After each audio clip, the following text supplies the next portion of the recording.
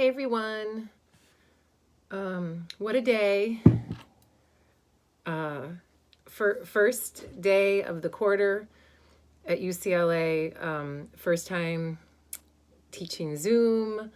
I think I've been on Zoom for about, I don't know, 6 hours today. So it's been a long one. My son's at his dad's because I can't. Oh, hey Marissa, how you doing? I can't watch my crazy rambunctious kid and do Zoom classes. And one of my Zoom classes was 3 hours, grad seminar. So that was fun. It actually was fun. It was really good, and we all talked about our lives, and we felt like we were having like a little party. So it was nice. Um, but the first part of my day was kind of a disaster because I'm taping my Zoom classes, my lectures for my undergrad class on divine kingship in advance because I can't deal with the live pressure, though I'm doing it right now. But the live pressure of a class, right? With the PowerPoint and everything working, and you being able to point things out, and here's this and here's that, and getting your lecture all right. I mean, when I'm talking to you guys, it's just like, whatever.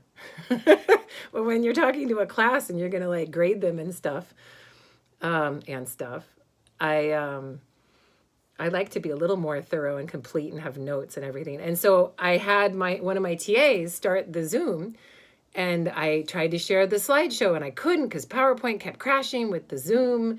And so I'm like, okay, I'll do it with Keynote. And then I moved it over to Keynote, and then I started the presentation, and halfway through I realized that I was doing it with half the slides. And so all of my discussion of authoritarianism was jacked. It's my nice word for that. And so I have to do it again tomorrow. So we will have a do-over. And I am only glad that I didn't have this disaster in front of, I don't know, my 200 students, so that I didn't have to then panic and stress and go, oh my God, no. So I did that. And then I had a faculty meeting for an hour. And then I had my grad seminar, which is about Deir el Medina. And so I thought, since we figured out our syllabus, I've got about 10 people in the class. People all decided what they wanted to work on at Deir el Medina. So I thought I'd talk a little bit about Deir el Medina and what this place is about. So Deir el Medina, and I've mentioned this a little bit before, but this'll be fun. Deir el Medina is this village in Thebes, Western Thebes, on the West Bank, the land of the dead, the land of the setting sun.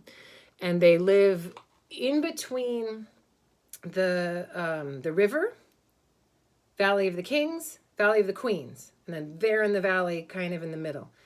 And they're out in the middle of nowhere in a bone-dry desert area that you had to bring water into and food into. You can't live there without some sort of support. And the state sets them up there, and they have these stone houses out in this beautiful, quiet valley. And then depending on what they did that day, and they had a 10-day work week, 9 days on, 1 day off. Ancient world, right? And they would walk one way when they were going to the Valley of the Kings, up over the hill and into that hidden valley, and another way when they went to the Valley of the Queens, into the hidden valley. And this place was active from dynasties 18 until dynasty 20. And during this time, these literate workmen were keeping all kinds of records about their economic activity, their work activity in the Valley of the Kings or Valley of the Queens, or at home in their own tombs, making their own coffins. And they're talking about trading an ox for this many small cattle like sheep and goat, or selling bread or selling linen from the home. You get legal texts, you get receipts and workshop documents and all kinds of stuff. So I thought I'd show some of the stela, because there's stela from this place too. And this is a really wonderful set of, can you see? There we go. It's called Ramessid Inscriptions, historical and biographical, wonderful press. They're reprinting these, Abercrombie Press. It's an Egyptological friend of mine, Ben Davies. He's great. And this is written by a wonderful guy named Ken Kitchen. and he collects and hand draws, because it's way easier and faster in some ways than using a font, all of these different Egyptian texts. And so here you've got that, see, Stela Turin, and you've got a stela about, let's see if I can read this backwards. Oh, okay, yeah. So he even tells us, I'm going the wrong way because I got it on mirror, sorry. See Hathor right there? And there's the name right there of the goddess Hathor. And she is called, she is the mistress, and it's a cool way of writing the sky and the horizon right there. And then later on, it calls her mistress of power and mistress of, do you see the two lands at the very end, middle finger right there? But focus on the name for Hathor right there. This is a wonderfully sexy name. It may not seem like it's that sexy. You're like, it looks just like a box. It looks like a box with a bird in it. It is a box with a bird in it. But Hathor means the seat of Horus, the palace of Horus. And that box with the little box in the corner, that's the house or the palace. And then the Horus bird is the god Horus. So she is the home of the god Horus, the seat of the god Horus. If you want to get a little sexual about it, he is inside of her. And it is meant to have a sexual connotation to it. Hathor being goddess of sexual activity, of drunkenness, of all of the things that the sun god needs. And of course, is one of the oldest manifestations of that god upon high. So this book is filled with stela and tomb inscriptions, page after page out of how many pages? About 900 pages in this volume 3. And all kinds of information about Deir el Medina in that book. And we're going to use those as research tools, which is pretty fun. And then I wanted to show you what the texts themselves look like. So at Deir el Medina, they recorded things on papyrus, because that's a typical Egyptian medium, right? You take the papyrus plant, you beat it down into a wet pulp, and then you lay those papyrus leaves this way and that way, interwoven with each other, and then you hammer them, make them wet. And this creates papyra'a, that of the palace, paper, papyrus, right? This is where paper comes from ancient Egypt, which is pretty awesome. But papyrus must be crafted. It costs something. It's not something that you can easily get in Deir el Medina. They did use papyrus, but they used it for very official state business, right? If they were doing something in their own village on the side, they would use something that was easily at hand in their own desert community. And what they would use is limestone flakes. So if all you do all day is dig in the Valley of the Kings, and or the Valley of the Queens, or in your own tombs, and you're cutting out pieces of limestone, and the limestone breaks in nice flat areas, I'm mirrored again, in nice flat ways, you create a brilliant writing surface for yourself. And it takes pen and ink very well, this limestone, and then you write on this from right to left.